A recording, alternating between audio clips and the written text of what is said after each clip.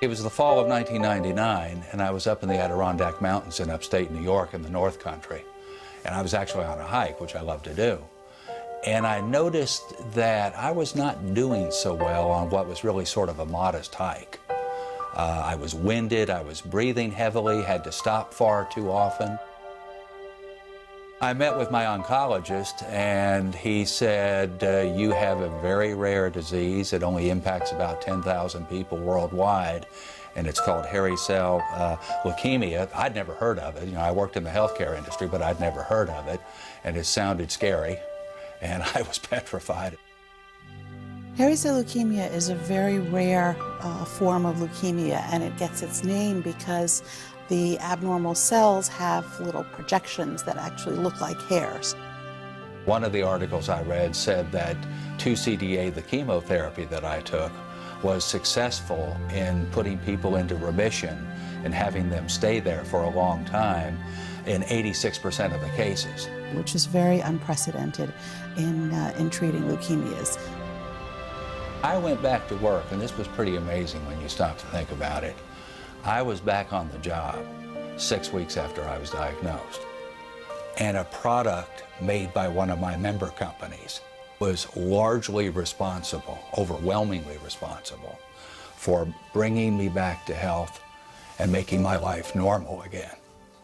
Hi there. I had put in this request in advance.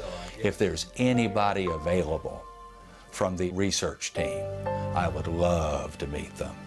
I was very eager to meet somebody, again, somebody I'd never known, but who had benefited from the project that I'd worked on. And it was a very emotional time for me. You know, I thought I would have this interesting clinical conversation. And I walked in and just, you know, started crying like a baby. Because, you know, I knew who she was. And she was largely responsible for creating something that saved my life. The experience of meeting somebody like Jeff, to hear what the product had really done is something, you know, to hear one patient talk about it, I think is enough to keep you going for a while. But so you get a little internal charge when you say, oh yeah, I worked on that one. The first hike that I went on after being diagnosed was almost about a year later. It was the fall of 2000. And it was in the Adirondack Mountains in upstate New York. And it's a tough climb. And when I got to the peak, I just, you know, threw up the fists and let out a warrior's yell. Because to me, it was a signal that I was back. We have a number of companies in this country dedicated to developing new medicines, and they all have contributed to improving health in this country and around the world.